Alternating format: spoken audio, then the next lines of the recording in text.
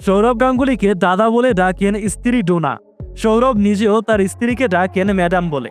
কিন্তু কেন তারা এমনটা করেন, চলুন জেনে নেই পুরো বিষয়টা। তার আগে ভিডিওটিকে লাইক করে চ্যানেলটি সাবস্ক্রাইব করে রাখতে পারেন। সৌরভ গাঙ্গুলী ভারতের মানুষের কাছে শুধু ভালোবাসা নয়, একটা আবেগের নাম। তবে শুধু সৌরভ গাঙ্গুলীই নয়, মানুষের কাছ থেকে একইভাবে ভালোবাসা পান তার স্ত্রী ডোনা এবং তাদের মেয়ে সানা। বিশেষ করে সৌরভের মুখ থেকে তার পরিবারের গল্প শুনতে পছন্দ করেন সবাই। একটা বিষয়ে অনেকেই খেয়াল করে দেখেছেন, প্রকাশ্যে তার স্ত্রীকে ম্যাডাম বলে সম্বোধন করেন সৌরভ। ডোনাকেও কখনো সৌরভের নাম নিতে দেখা যায়নি।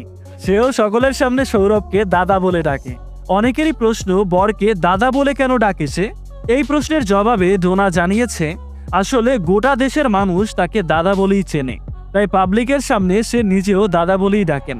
অন্যদিকে বাসায় বসে সে নাকি সৌরভকে ডাকেন বাবা বলে। কি অদ্ভুত কাণ্ড রে ভাই! মেয়ের জন্মের পর থেকেই নাকি সে এইভাবেই ডেকে আসছেন সৌরভকে। ডোনার কথায় তার বাবাও বিপদে পড়ে যান। দুজন একসঙ্গে উপস্থিত থাকলে সে বুঝে উঠতে পারেন না সে কাকে ডাকছেন। যদিও সৌরভ এখন বুঝে নিয়েছে ডোনা ঠিক কাকে ডাকছে।